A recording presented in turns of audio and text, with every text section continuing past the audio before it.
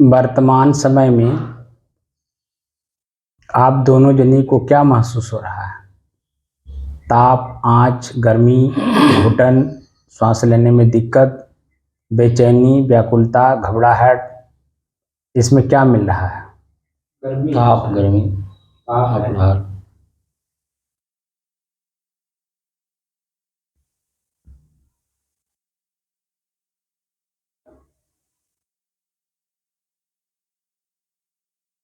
कितने देर से आप लोग बैठे हैं?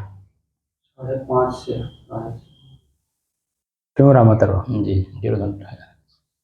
1.5 घंटा लगा हो रहा है।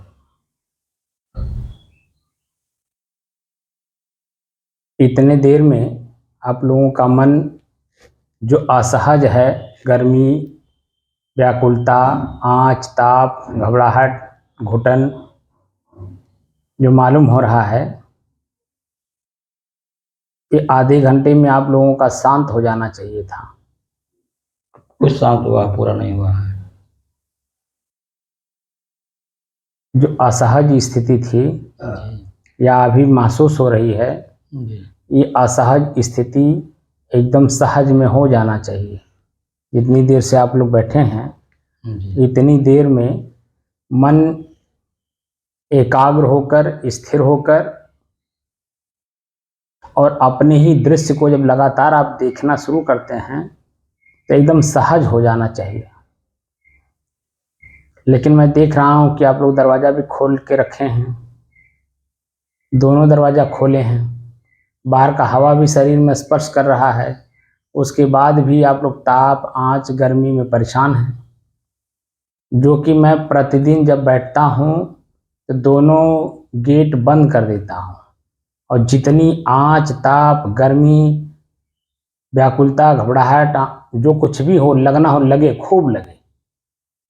मैं अपनी शक्ति से जब शक्तिमान होने लगता हूँ तो ये सब अपने आप डाउन हो जाते हैं कि नहीं? जी, बोलिए। जी, ये प्रतिदिन का अनुभव है और आप लोग अपने आप को कमजोर कर लेते हैं गेट खोलकर, मन के कहने पे। मन का कहा न कीजिए, मन है पक्का दूत, लय बोरे दरियाओं में गया हाथ से छूट। ये मन का कहा जैसे आप करोगे ये आपके हाथ से छूट जाएगा। और प्रतिदिन मैं अनुभव करा रहा हूं कि एकदम अपनी शक्ति को समझने का प्रयास करिए कि आपके पास भी वही शक्ति है जो प्रचंड गर्मी अपने आप में अग्नि दिखा रही है, और उससे भी ज्यादा ताकत, बल, इन सबको जानने वाला, सहन करने वाला चेतन शक्ति मैं स्वयं अपने आप में हूं, जिसको निज तत्व भी कहते हैं। और उसके बाद भी मन जन उसी में भाग जाता है। मैं जो यहाँ बोलता हूँ, इस बात का हमेशा ध्यान रखिए, मैं बोलता नहीं हूँ। मैं जो बोलता हूँ दिमाग में रखता हूँ कि जो मैं वहाँ बोला हूँ और जो सामने श्रोता हमारे बैठे हैं वह अपने दिमाग में बात को रखे हैं कि नहीं। मैं प्रतिपल इस बात को अनुभव करता हूँ और देखता क्या हूँ कि जैसे ही गेट के बाहर आप लोग जाते हैं, हम जो यहाँ बोले रहते हैं, अनुभव कराए रहते हैं, उसको बिल्कुल ही दरकिनार कर दिया जाता है और जो मन कहता है उसी में हम लोग बह जाते हैं। तो दृष्टा दृश्य का अभ्यास नहीं करोगे तो 2 घंटा बैठने से क्या होगा? सदैव के लिए दुख से छूटने का उपाय ढूंढ रहे हैं और 2 घंटे में ही उसको भूल जा रहे हैं, 2 घंटे के बाद, और उसको स्थिर नहीं कर रहे हैं, तो अन्य दृश्यों में आप अपने को कैसे बचाएंगे? बोलिए, क्यों रामतर्व? जी, अन्य दृश्यों से आप अपने आप को कैसे बचाएंगे? क्योंकि आप तो हैं शुद्ध और आप बोल भी रहे हैं हमारे साथ, याद कर लिए हैं, मन दिमाग में बैठ गया। जब मैं पूछता हूँ तुरंत वो बात बोलने लगते हैं कि मैं शुद्ध हूँ, स्थिर हूँ, शांत हूँ, एक रस हूँ, सदैव रहने वाला हूँ। तो जो दृश्य आप देखते हैं, आंख से, कान से सुनते हैं, जीभ से स्वाद लेते हैं, वो भी स्थिर है, लेकिन आप उसी को मान लेते हैं और इसको भूल जाते हैं। प्रतिपल अपनी स्थिरता का आभास रखिए, तब जाकर के सदैव अपने दुखों से ही आप मुक्त हो पाएंगे। यहाँ 2 घंटा मेरे साथ साधना करने की दृष्टि से बैठिए और 2 घंटे के बाद उठ करके जाइए और अब पता चला कि जन भाई आपका बुद्धि दिल दिमाग जो न पहले जैसा फिर हो गया। तो यहाँ 2 घंटे बैठ करके मेरे साथ मंथन करने का क्या मतलब है, बताइए आप। मेरे साथ मंथन करिए तो उसको 24 घंटा अनुभव करने का प्रयास करिए। और इस बात को मैं बार बार कर रहा हूं कि जब तक आपका 24 घंटे की स्थिति नहीं बनेगी, एक एक पल की जो खबर हमें रखना अपने ही इंद्रियों का, अपने शरीर का, अपने मन का, अपने चित्त का, अपने बुद्धि का, अपनी क्रियाओं का, क्योंकि वह मैं नहीं हूं, वह प्रकृति है। और प्रकृति हमें अनादिकाल से अपने आप में मिला करके हमें दुख सुख में कभी ऊपर कभी नीचे, कभी बीच में, कभी एकदम नीचे मिट्टी का कण बना करके रखी हुई है। धूल का एक कण हवा की तरह, ऐसे हवा के साथ आप उड़ते रहिए। जो कि मैं ठोस हूं, पदार्थ हूं, अपने आप में स्थिर हूं। मुझे हवा उड़ा नहीं सकती, पानी गीला नहीं कर सकती, अग्नि हमें जला नहीं सकती। मैं वह तत्व हूं, आकाश की तरह स्वच्छ, निर्मल, ठोस। लेकिन हम क्षणिक चीजों में अपने आप को ले जा करके घुला मिला दिए हैं और उसी क्षणिक चीजों को मैं मान लिया हूं कि मैं यही हूं। इस वजह से मन की जो क्रियाएं हैं उसमें हम लोग बह जाते हैं। मैं आप लोगों की क्रियाओं को देखने की वजह से ही जब मैं थोड़ा लेट आता हूं कि आपकी मनोदशा क्या कह रही है और उस मनोदशा में आप लोग कर क्या रहे हैं। और आता हूं, देखता हूं, तो जो मैं पहले से मन में शंका करता हूं वही चीज हमें दिखाई देता है। तो परीक्षा में आप लोग फेल हो रहे हैं, खाली हमारे सामने हमको पसंद करने के लिए, हमको खुश करने के लिए हमारी बात को हम ही वापस करते हैं। लेकिन आप अपने ही जीवन में उसे दिखा नहीं रहे कि मैं भी खुश हूं। स्वयं को खुश करिए, हमको खुश करने की जरूरत नहीं। मैं कभी भी आपसे खुश नहीं हो सकता, क्योंकि मुझे मालूम है कि जहां आप खुश करने की कोशिश कर रहे हैं ये आपके मन की गति है। मन की गति को पकड़िए। खुश होने की जरूरत नहीं है, स्थिर और शांत होने की जरूरत है। खुश तो मन का होता है, जब अपने अनुकूल पाता है कोई चीज तो खुश होता है। आप मुझे हमारी बात को वापस कर दिए, आप समझ रहे हैं कि मैं बड़ा खुश हो गया और उनको खुश कर दिया। मैं मान ले खुश हो गया और आपकी स्थिरता नहीं बनी और आप चाहते हैं कि सदैव के लिए दुखों से छूट जाए। क्या छूट जाएंगे? क्यों रामोतर बाबू? नहीं छूट पाएंगे। तो फिर साधना आप कर रहे हैं सदैव मुक्त होने के लिए, और चेतना नहीं है, सावधानी नहीं है, सतर्कता नहीं है। और किस पर? अपने आप पर ही, अपने मन पर ही, अपने इंद्रियों पर ही, अपने शरीर पर ही।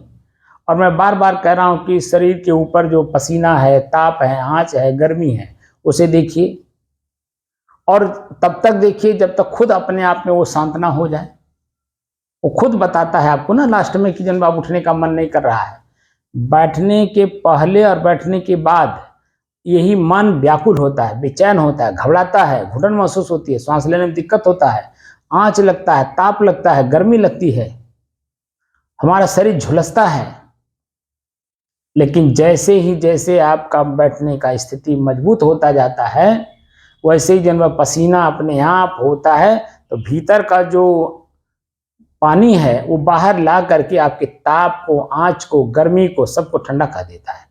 तो वो कौन सी शक्ति है? वो स्वयं के आपके भीतर की शक्ति इन्हीं प्रकृति में ही दूसरे को जो है अपने में मिला करके और अग्नि तत्व को जो है शांत कर देता है। लेकिन आप अपनी शक्ति में अपने आप को शक्तिमान नहीं कर रहे हैं। ऊपर का हवा आप लेना चाहते हैं, स्पर्श करना चाहते हैं, मन बड़ा अच्छा लग रहा है, मन को बहुत अच्छा लग रहा है, आनंद आ रहा है, बड़ा ठंडा ठंडा हवा आ रहा है। ये जो बड़ा ठंडा ठंडा हवा आ रहा है, मन को अनुकूलता पर मालूम हो रहा है, यही तो हमारे दुख का मूल कारण है और कुछ दुख का मूल कारण नहीं है। मैं बार बार आपको बताया हूं कि जिस समय में संभोग किया जाता है, संभोग के समय में जो गुदगुदी होती है, जिसे भ्रम से हमारा मन आनंद की अनुभूति कर लिया है, वही अनुभूति यहाँ वर्तमान में इस गर्मी के साथ हो रहा है। जो हल्का सा हवा हमारे शरीर को स्पर्श कर रहा है, ये भ्रम है। जैसे वहां संभोग करते समय भ्रम है, वैसे यहाँ ये भी भ्रम है कि हमारे शरीर को हवा लग रहा है, गर्मी से निजात मिल रही है, बड़ा आनंद आ रहा है, भीतर से आनंद की अनुभूति कर रहे हैं, और ये नहीं जान रहे हैं कि आप अपने आप को कमजोर कर रहे हैं। अपनी कमजोरी को मजबूत करिए, और जिसको मजबूत किए हैं उसको कमजोर करिए। तब देखिए, अभी हमारे साथ आप जब बैठते हैं एकदम बिल्कुल सावधानी पूर्वक, जब मैं बैठता हूं तो अभी आप ही लोग आधा घंटा भी नहीं लगता है, और पूरा शरीर पसीने से तरबतर हो जाता है, और जो श्वास लेने में दिक्कत होती है, ऊपर आंच लगता है, हमारे शरीर को अग्नि झुलसाती है, वो सब खत्म हो जाता है आधे घंटे में। और मैं नहीं रहता हूं तो आपको यही आंच, यही गर्मी बहुत व्याकुल लगता है। जब आप अकेले रहते हैं तो बिल्कुल ठीक रहते हैं, दूसरा कोई आपके कमरे में इसमें प्रवेश करता है, आप उसकी बातों में घुल मिल जाते हैं, न कि आप अपने में मिला पाते हैं। कोई भी व्यक्ति इस कमरे में आए, चाहे नया हो चाहे पुराना, आपको उनसे कहना, भाई अगर सहन कर पाओ तो बैठो, और नहीं तो इसका नियम है, एक कमरे का जो दरवाजा है बंद रहेगा, अन्यथा खुलेगा नहीं। आपको बैठना हो तो इसमें बैठ करके सहन करिए। जो असहज स्थिति खुद बना रखे हो ना, सुख भोग करके, अब उसे ही दुख भोग करके आपको सहज बनाना है। क्योंकि दुख को सहन करने की क्षमता जितना ही ईजाद करेंगे, उतना ही भीतर से आप मजबूत होंगे, और जितना ही भीतर से आप मजबूत होंगे, उतना ही बाहर का जो मजबूती था वो अपने आप कमजोर होता जाएगा, और बाहर की कमजोरी से भीतर की हमारी जो स्थिति होती है वो मजबूत होती है। बात समझ में आ रहा है कि नहीं? जी जी।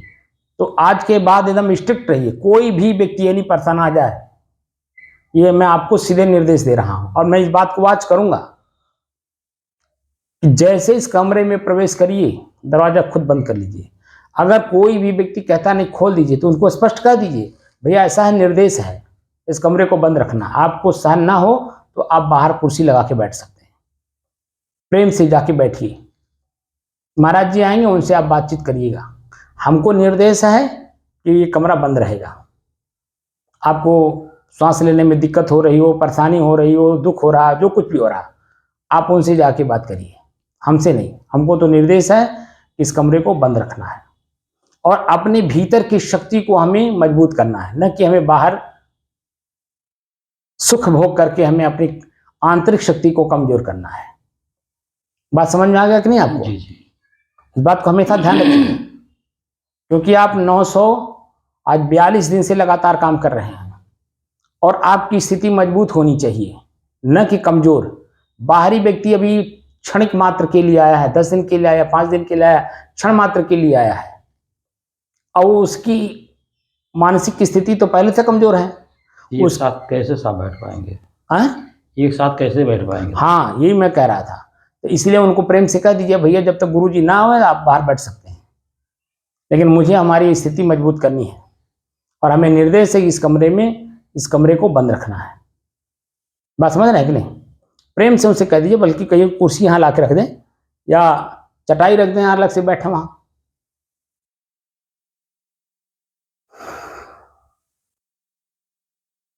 जो बैठे उनको बैठाइए, जो ना बैठ पाए उनको प्रेम से बाहर बैठा दीजिए। चटाई दी, आपको जाने की भी जरूरत नहीं, चटाई कह दीजिए वहां रखिए, और लीजिए बाहर जाके बैठिए। जो अपनी आंतरिक स्थिति को मजबूत करना चाहे वही साधक यहाँ आए।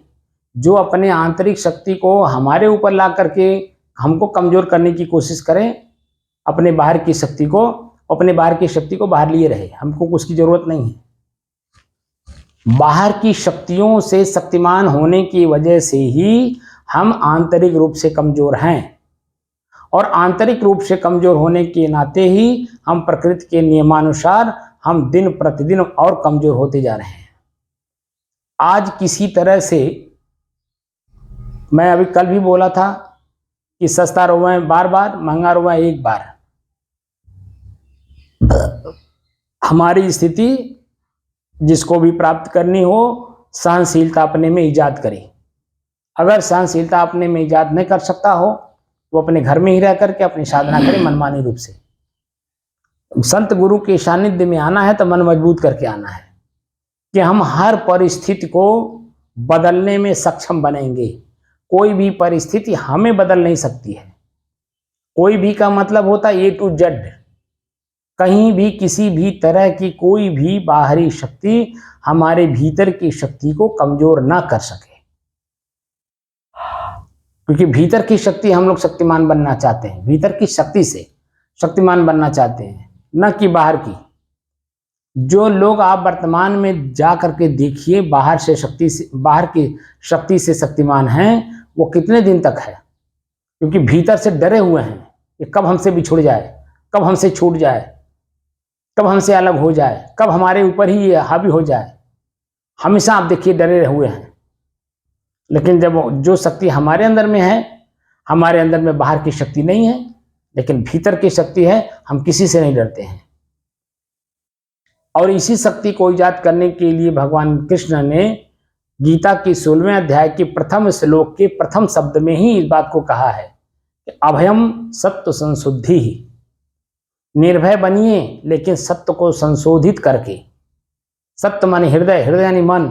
मन को संशोधित करिए। जो मन पहले व्याकुलता, घबराहट, बेचैनी, श्वास लेने में दिक्कत, घुटन, आंच, ताप, गर्मी, जो कुछ भी हमें दिखाता है, वही जब हम अपने शक्ति से शक्तिमान होने लगते हैं तो धीरे धीरे कंट्रोल हो जाता है कि नहीं जी। ये तो रोज का अनुभव है कि नहीं है।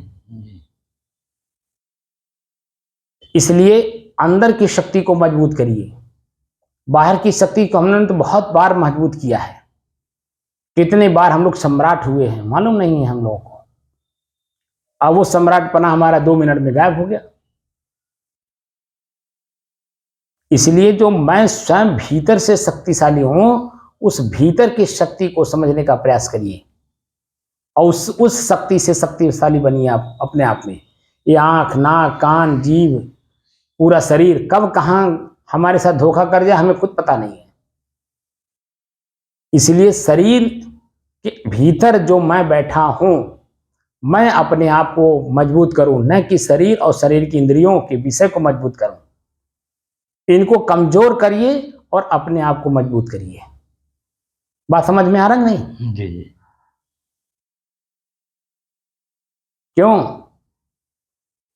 अनुराग दास जी? जी जी सर। गलत तो नहीं कह रहा हूं? नहीं सर, सब सही नहीं। जो विवेकशील व्यक्ति है, वास्तव में अपने आप को भीतर से मजबूत करना चाहता है, उसके लिए स्ट्रिक्ट आदेश है हमारा। जो अपने आप को बाहर से मजबूत बनना चाहता है और भीतर से कमजोर बनना चाहता है, ऐसी संस्थाएं तो आपके पास एक नहीं लाखों हैं। आप वहां जा करके अपने आप को बाहर से मजबूत कर सकते हैं, लेकिन भीतर आप कितना कमजोर होंगे तो आप खुद वहां अनुभव करेंगे, हमें बताने की जरूरत नहीं। और कई जगह अभी आप खुद भी धक्का खा चुके हैं और कमजोर बने हैं। और यहाँ मैं धक्का नहीं देना चाहता हूँ, यहाँ मैं धक्का दे करके मजबूत करना चाहता हूँ भीतर से। बाहर से मैं शब्दों के माध्यम से चोट मारता हूँ और स्थिति परिस्थिति को स्वयं हम दिखाते हैं बुद्धि से, विवेक से, विचार से, ज्ञान से। और भीतर अनुभव भी कराना चाहते हैं कि अनुभव करिए कि मैं कितना शक्तिशाली हूँ। मेरे जितना शक्तिशाली शक्ति पूरे विश्व में, प्रकृति में है ही नहीं, है ही नहीं। लेकिन मैं अपनी शक्ति को जानता नहीं हूं, यही हमारी कमजोरी है। और संत गुरु के पास जाने के बाद भी अपने शक्ति को हम ना जान पाए और अपने शक्ति को स्वयं में उद्धृत करके शक्तिशाली ना बन पाए, ये तो या तो संत में कमी होगी या तो संत के पास बैठने वाले में कमी होगी। बात समझ रहे हैं? तो मैं ऐसे संतों में से नहीं हूं कि मैं बाहर से आपको कमजोर करूं। मैं चाहता हूं कि भीतर से मजबूत होइए। और भीतर से मजबूत व्यक्ति, आपने एक नहीं ऐसे महापुरुषों को आपने देखा होगा, जो महात्मा बुद्ध, पेड़ के नीचे ही अपने आप में मजबूत हुए। महात्मा कबीर, स्वामी शंकराचार्य जी, हमारे अनेकों ऋषि, उसमें पतंजलि हैं, कणाद हैं, जैमिनी हैं, ऐसे अनेकों ऋषि हैं जिनका मैं नाम नहीं जानता हूं। सब पेड़ के नीचे ही मजबूत हुए अपने आप में। और मैं उन्हीं ऋषियों, मुनियों, संतों की शक्ति को आपको भीतर से शक्तिशाली बनाने का उपदेश दे रहा हूं। उपदेश का मतलब होता है उप माने निकट, देश माने बैठना। उस देश में आपको बैठने की शक्ति दे रहा हूं जिस देश में बैठने से आपकी स्वयं की शक्ति का प्रदर्शन हो, स्वयं अपनी शक्ति को आप जान सकें, देख सकें, समझ सकें और अपनी शक्ति को बढ़ा करके स्वयं शक्तिशाली बन सकें। उपदेश का मतलब ये होता है। तो ऐसी शक्ति स्वयं एक देश आप खुद ही हैं, लेकिन आपको अपने देश का पता नहीं है, अपने स्वयं के राजा होने का आपको पता नहीं है। इसलिए धीरे धीरे धीरे धीरे जिसमें आपने अपने बाहर से जितना आप मजबूत हुए हैं उतना ही बाहर से अपने आप को उस चीज में कमजोर करिए और धीरे धीरे आप अपने आप में मजबूत बनिए। जैसे जीभ को आप बढ़ावा दे दिए हैं, जीभ जो है आपको अपने आप में मजबूत कर दिए हो, आप कान को अपने आप में मजबूत कर दिए हो, आंख को अपने आप में मजबूत कर दिए हो, लिंग को अपने आप में मजबूत कर दिए हो, नाक को अपने आप में मजबूत कर दिए हो। अब इन्हीं लोगों को कमजोर करना है और कमजोर करके जो मैं इनको और अपने शक्ति को हमें जगाना है जो भीतर से मैं स्वयं हूं, और अपने आप को देखकर, जानकर, समझ करके और अपने आप में एकदम ठीक शांत भी हो जाना है। नहीं कि उसका प्रदर्शन करना है, बाहर प्रदर्शन भी नहीं करना है कि मैं बहुत बड़ा शक्तिशाली हूं, मेरे सामने कौन टिक सकता है, ऐसा भी नहीं प्रदर्शन करना है। अपनी शक्ति के सामने इन शक्तियों को कमजोर करके इनको इनका औकात दिखा देना है और हमें अपने आप में शांत भी रहना है। ये अपनी औकात जान जाएंगे तो आपके साथ दुर्व्यवहार नहीं करेंगे, आपके ऊपर ये हावी नहीं होंगे, अपनी इच्छाओं को प्रकट नहीं करेंगे, आपको परेशान नहीं करेंगे, दुखी नहीं करेंगे, पश्चाताप और आत्मग्लानि में नहीं ले जाएंगे, क्योंकि वो जान रहे कि अपनी शक्ति को जान गए। इसलिए ये इंद्रियां, ये शरीर, इनको जितना ही कमजोर करेंगे उतने ही आप अंदर से मजबूत बनेंगे।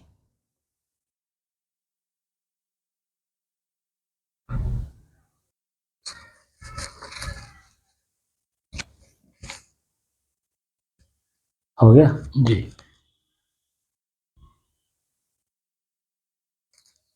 अपने ही चंचल मन को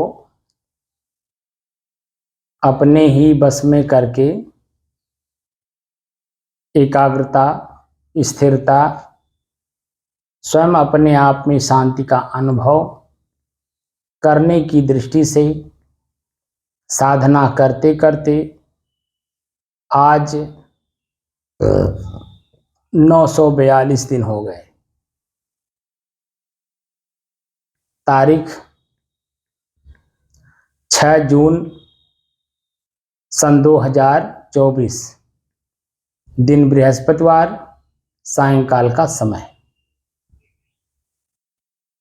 रामावतार बाबू, सुबह आपने देखा होगा कितना अनुकूल वातावरण था। जी। वह अनुकूल वातावरण क्यों था? क्योंकि बारिश हो रही थी जी। हवाएं ठंडी ठंडी चल रही थी जी। लेकिन फिर भी कुछ गर्मी इस कमरे में थी, परसेंटेज में कम था। जी।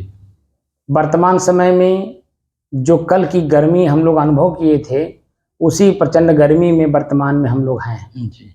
सुबह का जो वातावरण था, देखिए, अनुकूलता दिखा करके, असहज स्थिति पैदा करके वो चला गया कि नहीं? जी। वह सुबह क्या जो सहज स्थिति थी वो इतने टाइम हम लोग उसमें खोज रहे हैं जी। जो कि उसमें मिलने वाला नहीं है। स्वयं अपने आप में मैं सहज हूँ, लेकिन खोज किस में रहा हूँ? प्रकृति में।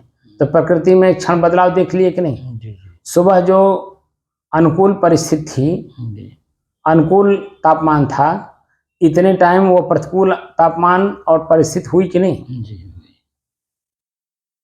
तो अपने को कमजोर करने की जरूरत नहीं है, बस दृष्टा दृश्य का अभ्यास करके जानने की जरूरत है कि मैं अपने आप में शुद्ध हूं, शांत हूं, स्थिर हूं और एक रस हूं।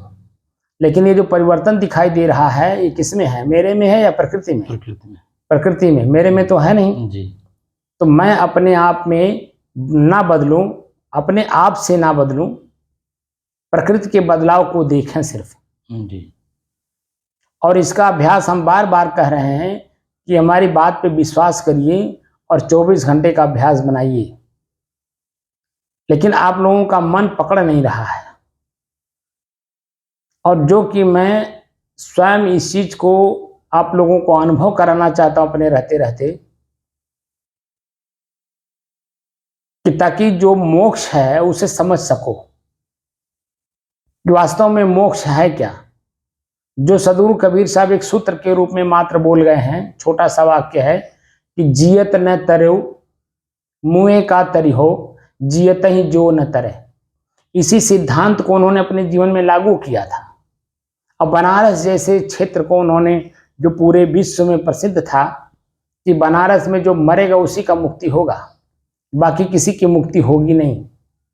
और इसी छोटे से सूत्र में सदगुरु कबीर इतनी बड़ी चीज को एकदम ध्वस्त कर दिए कि जो जिंदा रहते रहते नहीं मुक्त हो सकता है, वो मरने के बाद क्या मुक्त होगा? तो किससे मुक्त होना है? वासना से। वासना मुक्त तो आज अगर आप अनुभव नहीं कर सकते तो मरने के बाद कहां करेंगे? क्योंकि वासना तो लिए हुए हैं। तो वासना का मुक्त होने का अभ्यास कहां? आपने मुक्त होने का अभ्यास किया ही नहीं, अपने को सहज बनाया ही नहीं, और अपने उसी चंचलता को प्रदर्शित कर रहे हो खाली वाणी के द्वारा। तो वाणी के द्वारा प्यास आपको लगी है और पानी पानी कह करके आप अपने आप को तृप्त हो लीजिए, हो जाना चाहिए ना। एक छोटा सा एग्जाम्पल है कि भोजन कहे भूख जो बाज भाजे तो दुनिया तर जाई। अगर खाली राम राम कहने से अगर राम मिल जाए तब तो हमें खेत में परिश्रम करने की जरूरत नहीं।